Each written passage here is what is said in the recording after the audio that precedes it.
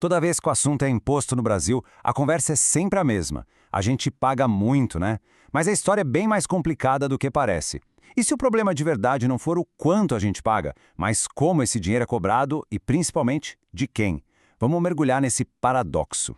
Para começar, vamos olhar para um único número. Um número que, à primeira vista, parece até que confirma tudo o que a gente pensa, mas que, na verdade, esconde o segredo de todo o sistema.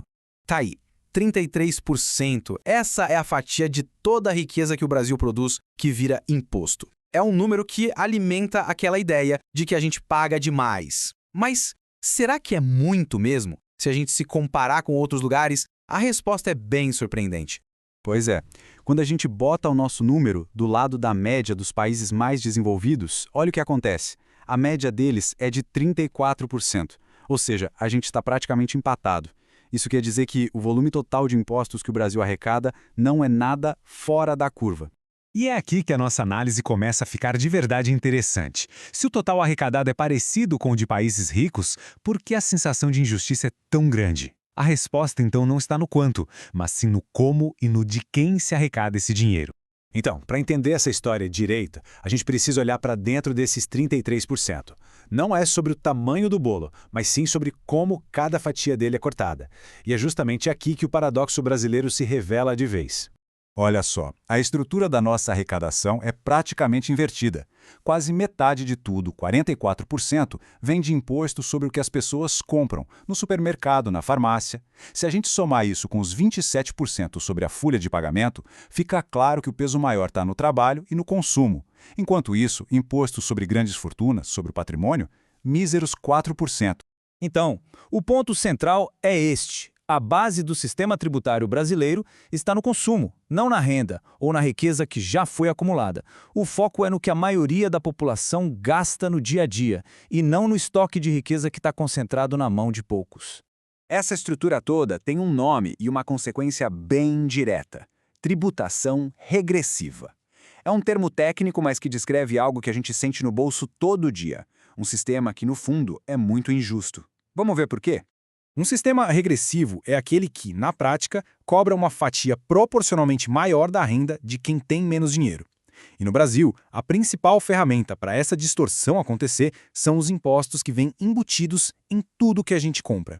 Para isso ficar super claro, vamos usar um exemplo bem simples, mas que diz tudo. Pensa numa garrafa de água. O preço final dela é R$ 3. Ok. Um milionário entra numa loja, pega essa água e paga os R$ 3. O valor do imposto que está ali dentro daquele preço é exatamente o mesmo para ele. Agora imagina que uma pessoa em situação de rua junta umas moedas, vai na mesma loja e compra a mesma garrafa d'água. Ela também vai pagar R$ 3. O valor do imposto continua sendo o mesmo. A quantia de imposto paga é idêntica, certo? Mas o impacto, o peso desse valor no orçamento de cada um, nossa, é absurdamente diferente. Para um, é nada. Para o outro, pode ser uma parte enorme do que ele conseguiu juntar naquele dia. Isso é a regressividade em ação na veia. Agora, um sistema como esse não surge do nada, né? Ele foi construído, tijolo por tijolo, ao longo da história do Brasil, com escolhas que, de forma consistente, protegeram a riqueza e taxaram o consumo. Desde o Império, a principal fonte de dinheiro do governo era taxar o comércio exterior, o que entrava e saía do país.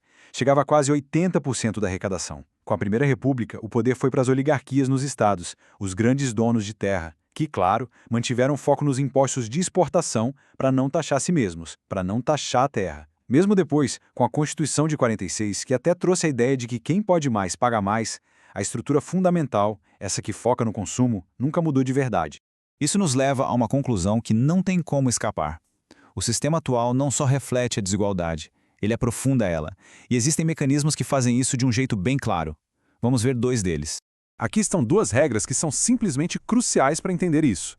Primeiro, o Brasil é um dos poucos países do mundo onde lucros e dividendos, que é a principal forma de pagamento dos super ricos, não pagam 1 centavo de imposto de renda. Segundo, o imposto sobre heranças é baixíssimo, o que faz com que grandes fortunas passem de geração para geração quase sem nenhum arranhão. E quando a gente olha para o imposto sobre herança, a diferença é gritante. Nos Estados Unidos, a taxa pode bater 61%. Nos países da Escandinávia, 45%. E no Brasil, a média é de apenas 4%. Na prática, é um convite para perpetuar as fortunas.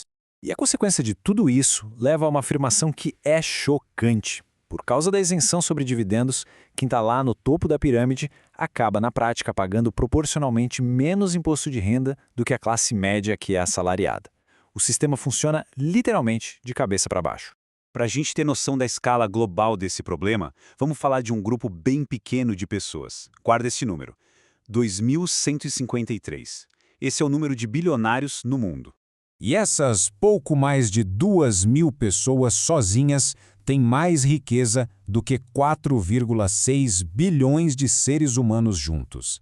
Sistemas tributários como o que a gente acabou de ver são uma peça-chave para permitir que essa concentração de riqueza chegue nesse nível extremo.